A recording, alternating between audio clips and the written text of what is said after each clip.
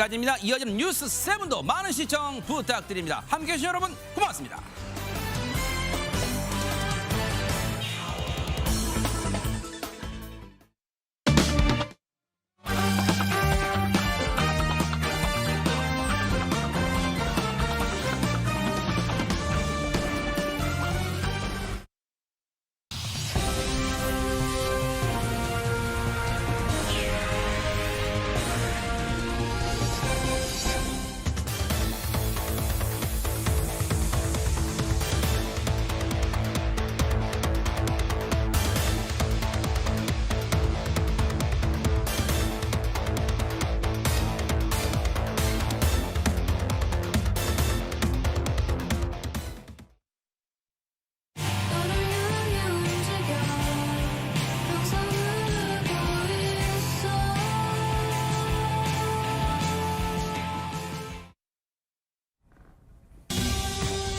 오늘의 주요 뉴스입니다. 헌법재판소가 오는 4일 오전 11시 윤석열 대통령 탄핵 심판 결정을 선고하기로 했습니다.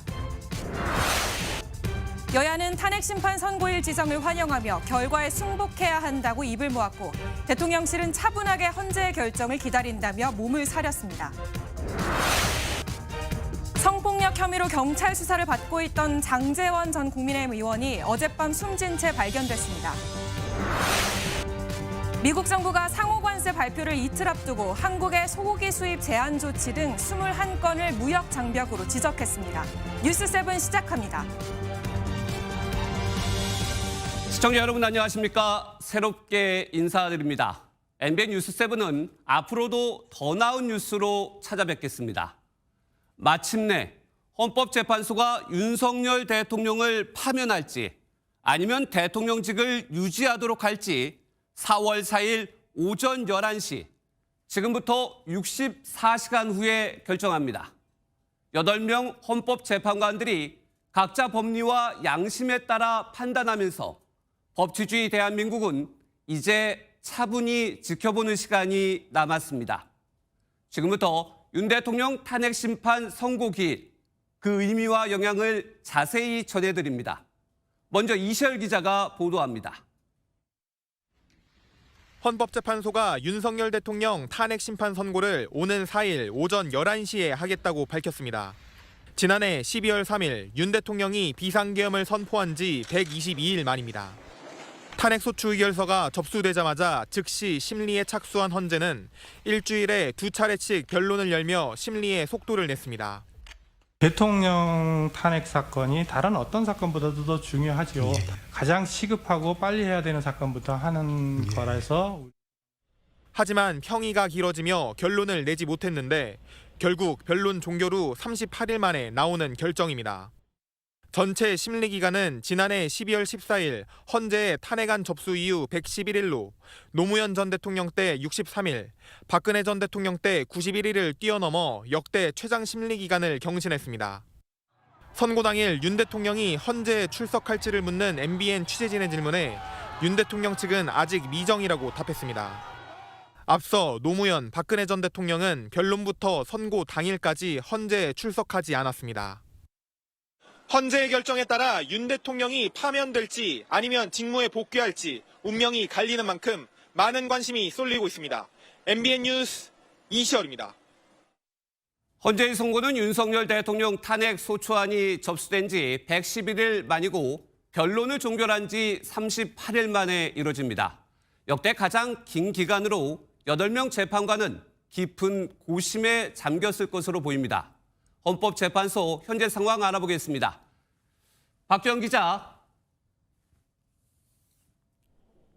네, 이제 기일은 정해졌고 앞으로 절차는 어떻게 됩니까? 네, 헌법재판소가 대통령 탄핵 심판 최장기간 평의 끝에 결국 선고 기일을 지정했습니다. 최종 변론이 종결된 후 무려 38일 동안 평의를 이어갔는데요.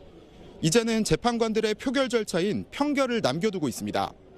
헌재가 평결 내용의 보완을 유지하기 위해 선고 전날 오후 늦게나 당일 오전에 평결을 할 것이라는 관측이 나옵니다.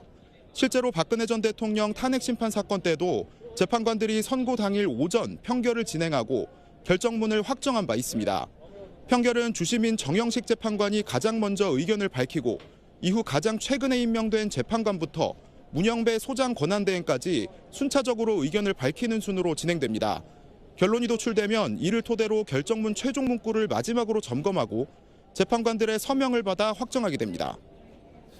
헌재가 오늘 4일로 기일을 결정한 것은 결국 2명의 재판관 퇴임 이전에 선고를 하겠다. 그런 의지로 봐도 되나요? 네, 맞습니다. 문영배 헌법재판소장 권한대행과 이미선 재판관의 임기가 오는 18일부로 종료됩니다. 지금도 사실 헌법재판소는 완전체가 아닌데요. 2명이 더 퇴임해 6인 체제가 된다면 선고가 기약 없이 늦춰질 수 있기 때문에 헌재가 이들 재판관의 퇴임 이전에 결정을 내린 것으로 보입니다. 최장 기간 고심을 거친 만큼 헌재가 어떤 결론을 내놓을지 관심이 모이는데요. 법조계에서는 만장일치 가능성은 낮다고 보고 있습니다. 만장일치로 의견 조율을 이뤄냈다면 이렇게까지 시간이 걸릴 이유가 없었다는 건데요. 그러면서 최근엔 헌재가 인용돼 기각 5대3 교착 상태에 빠졌다는 관측까지 나왔습니다. 윤 대통령의 파면 결정을 위해서는 재판관 6인 이상의 동의가 필요한데 5대3 상태라면 마은혁 재판관 임명 여부에 따라 결론이 바뀔 수 있기 때문에 헌재가 마 재판관 임명을 기다린 게 아니었냐는 겁니다. 여러 추측이 쏟아지고 있지만 인용일지 기각일지 몇 대 몇으로 결론이 나올지는 철저하게 보완해 지켜지는 만큼 당일에 가봐야만 정확한 결과를 알 수 있습니다. 지금까지 헌법재판소에서 전해드렸습니다. 지금부터는 4월 4일 선고 당일 상황을 예측해 보겠습니다. 오전 11시 문영배 헌재소장 권한대행이 결정문을 낭독할 예정인데 주문, 그러니까 파면 또는 기각을 처음에 읽느냐, 나중에 읽느냐에 따라 그 결과를 예측해 볼 수 있다고 합니다. 최희지 기자가 설명해 드립니다.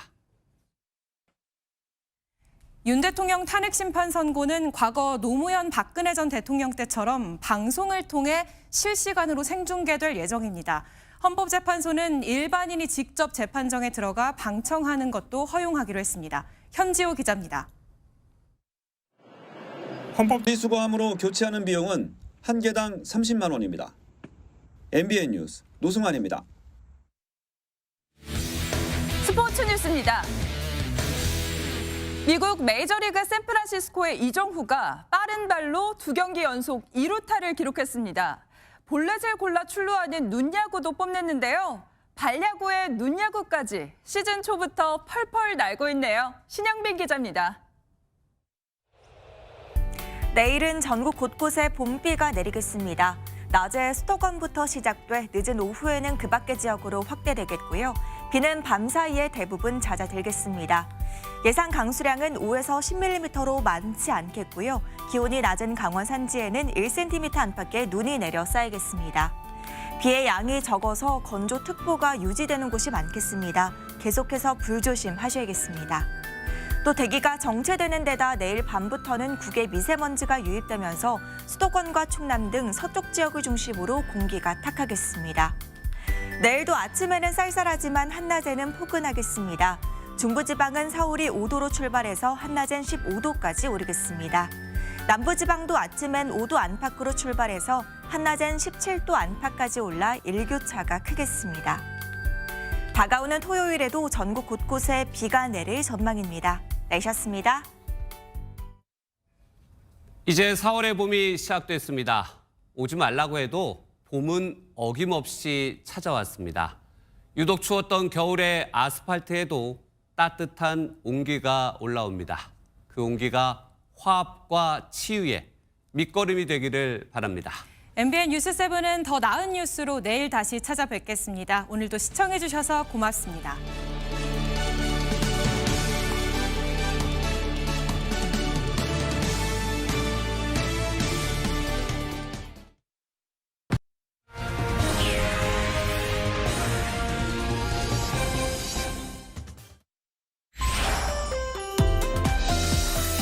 유익한 방송 MBN에서 엄지의 제왕이 방송됩니다.